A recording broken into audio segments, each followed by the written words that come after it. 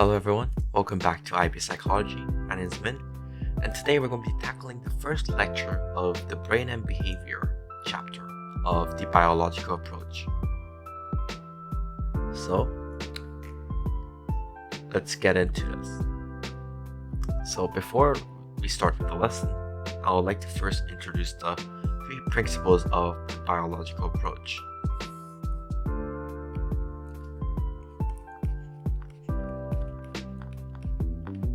So the first one is behavior is the product of physiology.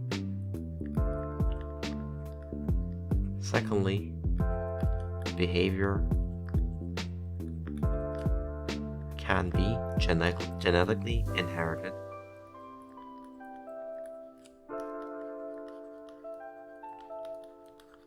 And last but not least, animal research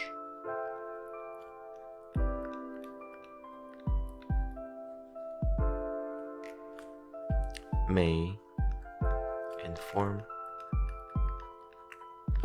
our understanding of human behavior.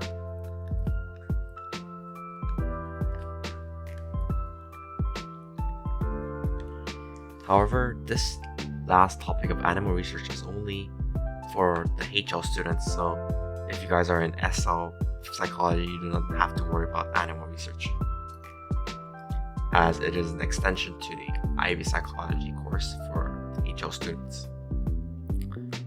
Alright, so now let's talk about the techniques that are used to study the brain in relation to behavior. So today we're going to go through the 5 types of techniques that is used and to study the brain. So the first one I'm going to list the advantages and disadvantages for all of those techniques. But before we dive into these types of techniques, we have to define the 2 types of resolution, which are important when we're looking at the different types of techniques. So the first one is spatial resolution.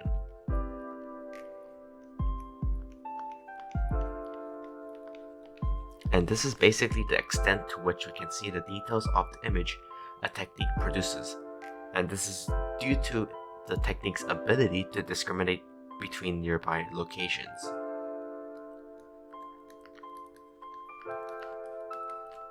So it is the extent to which we can see the details of the image a technique produces.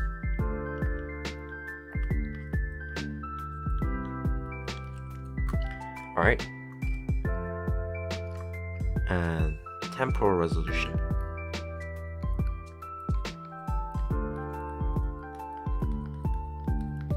is basically the smallest time period in which a type of technique can register changes in the brain.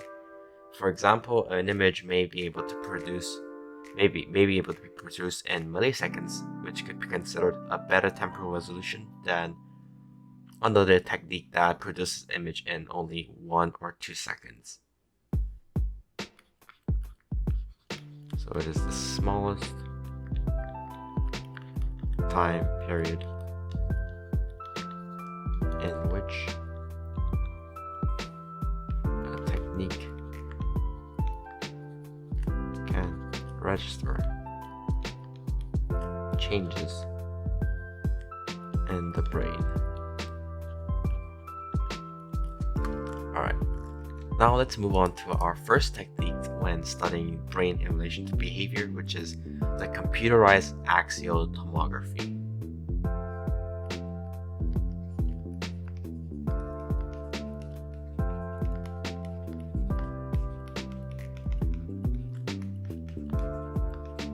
Which is CAT for short. And fun fact, it is now called computer tomography, and it's actually called CT now. Alright, so let's list the strengths of this type of technique.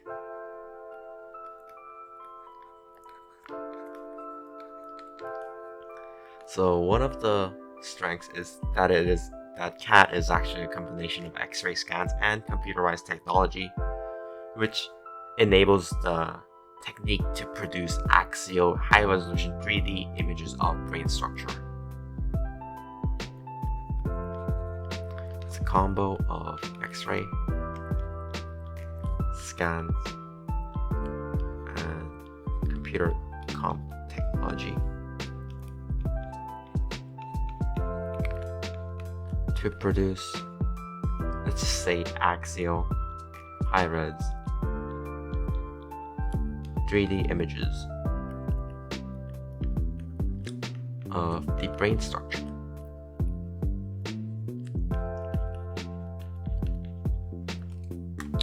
And another strength is that there's no magnetic fields when you're undergoing this process, which means that people who may have implants, like metal implants in their bodies, can undergo this technique.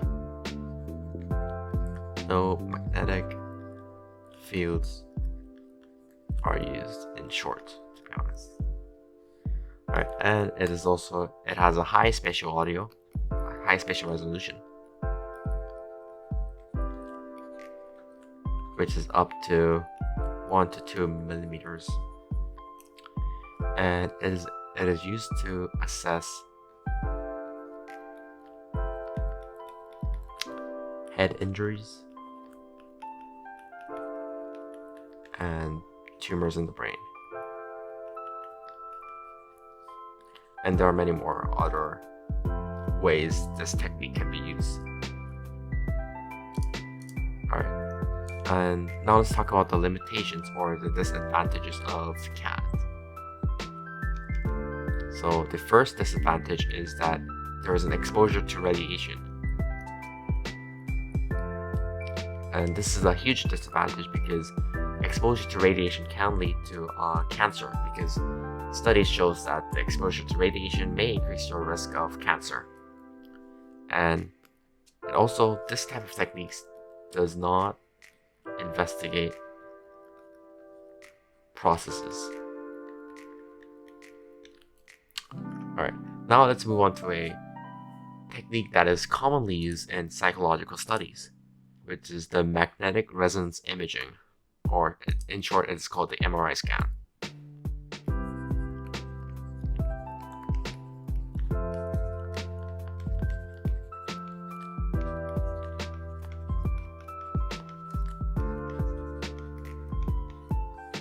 And when looking at the strengths of the MRI scanners, one of the strengths is that it also provides a high-res 3D image of the brain structure, and it also provides a better spatial resolution compared to the CAT. So actually, this is a much better version of CAT. 3D high-res images.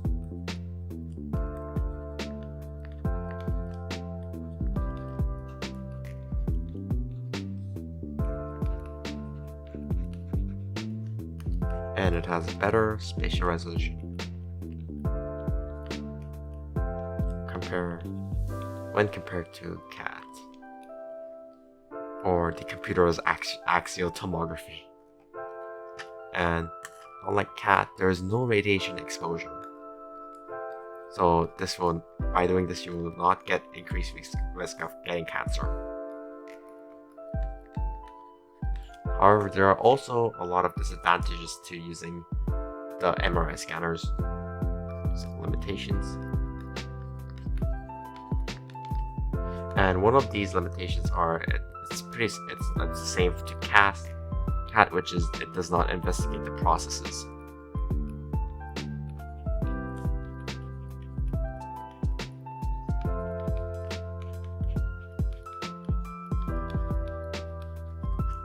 And since this is magnetic resonance imaging, magnetic fields are used in this type of brain scanner, which means that people with metal in the body cannot undergo this procedure.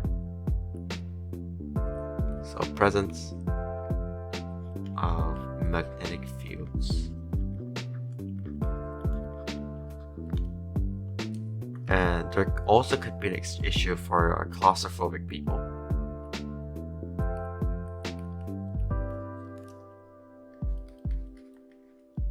for claustrophobic people. And this is because the procedure is very noisy and it also takes a lot of time, which means that it also can be an issue when used against children who has lower attention span than actual adults. So it actually takes about around 40 minutes.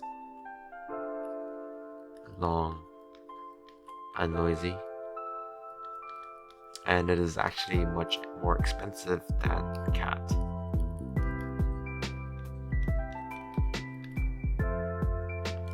And now let's move on to functional magnetic resonance imaging, or the fMRI scanners. This is also frequently used in studies, psychological studies that we'll be studying soon. So keep that in mind.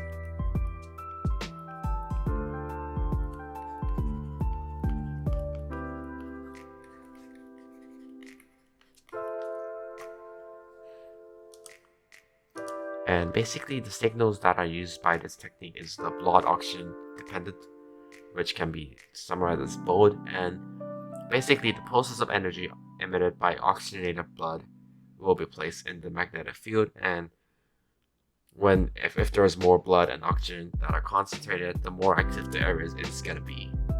And subjects are required to carry out a task during this procedure, and the task can be anywhere between juggling a ball, which can be seen in Droganski et al. 2004, or maybe driving a taxi, which can be seen as in Maguire et al. 2000. However, it will be pretty difficult to measure to use a scanner when you're driving a taxi, so yeah. So now let's move on to the strengths of fMRI scanners. And one of the strengths is it investigates ongoing processes. So this is actually the difference between MRI scanners and the CAT scanners. And it also has excellent spatial resolution. And it's up to 1 to 2 mm. However, there are also limitations like the other techniques. And one of the limitations is that the fMRI scanners has poor temporal resolution.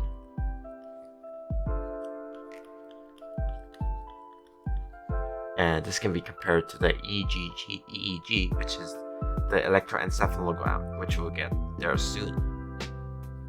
So the poor temporal resolution, because it's only 1 second. And it is challenging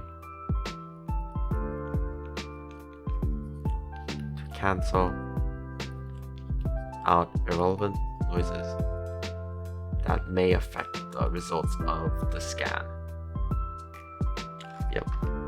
So basically the fMRI scanners and the MRI scanners are the ones that are frequently used in psychological studies. So basically it is best for you guys to memorize the MRI scanners strengths and limitations, and also the fMRI scanners strengths and limitations. However, you can also it'll be beneficial if you're learning about more different type of techniques, such as the electroencephalogram, which we'll get into right now. So it's electroencephalogram, and this is actually EEG by short. And fun fact, the name was given by Hans Berger in 1929. And this is actually not a brain scanning technique, and it is actually a way to measure brain activity. And this is done by electrodes that are placed onto a person's head and to specific locations, and this is done to measure electric potentials that are generated by neural circuits. And for the strengths, basically the electroencephalograms are a more affordable option. So it is low cost, and the temporal resolution is good. It's up to milliseconds, and it is manually transported, which is unlike the fMRI scanners.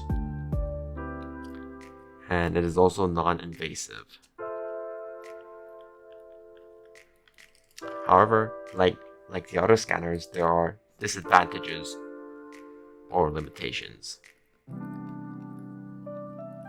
And one of the most notable limitations to electroencephalograms is the electrodes may detect the activity of uncontrollable number of neurons on the surface of the brain.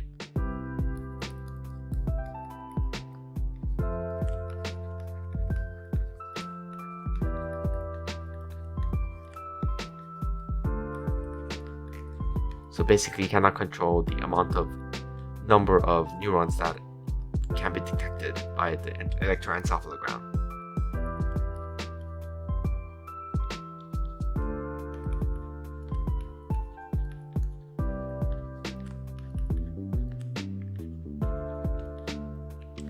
And another limitations may be the poor spatial resolution in an electroencephalogram. Alright, now let's move on to the last type of technique that is used to study the brain, which is positron emission tomography, or PET for short.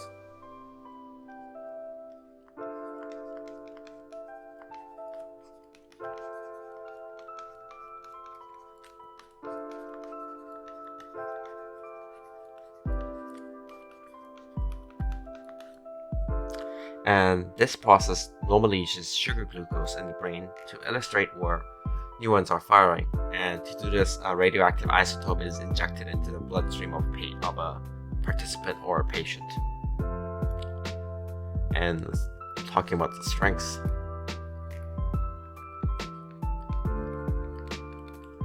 And one of the strengths is that it shows both structure and processes.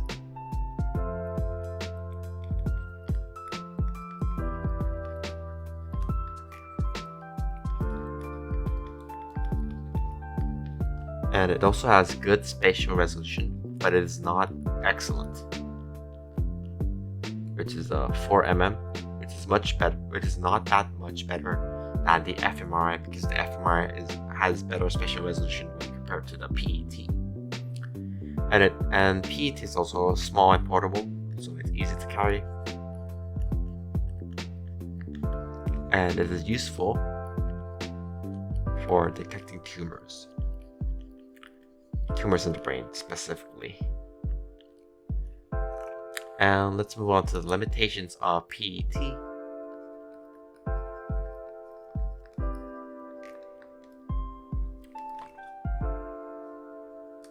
And one of the limitations is the poor temporal resolution. So the temporal resolution and the PET is actually very, very bad, which is because it is up to 30 to 40 seconds. And there's also exposure to radiation, which means that it is invasive.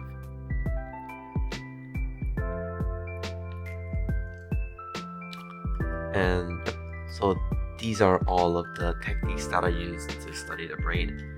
And now I'm gonna list the three researchers that use MRI techniques in case you guys want to use it for your SAQs if a teacher gives you an SAQ about one of the brain techniques that are used in psychology. So these researchers are Dragansky, as I previously stated, and this used MRI scanners, and the objective of this research was to determine the changes in the brain structure in response to learning a simple juggling routine. And another one is McGuire et al. 2000, which I also talked about. And this also used MRI scanners. Note that all of them all use MRI scanners as a technique to study the brain. And they used MRI scanners by comparing the scans between the London taxi drivers and the control variables to see if the hippocampus played a role in the spatial memory of taxi drivers. And finally, the Fisher, Aaron, Brown. This one used fMRI scanners, and this was used to study the effects of dopamine on romantic love. So we'll get to the studies in the later phase of this biological approach unit, because we'll be talking about dopamine as hormones and pheromones later on in the next unit. But now on we're going to be focusing on the brain and behavior, and the next class will be on localization of the brain. And thank you so much for listening, and I hope you have a good day. Please check out our website for more worksheets and homework for this lecture. Thank you.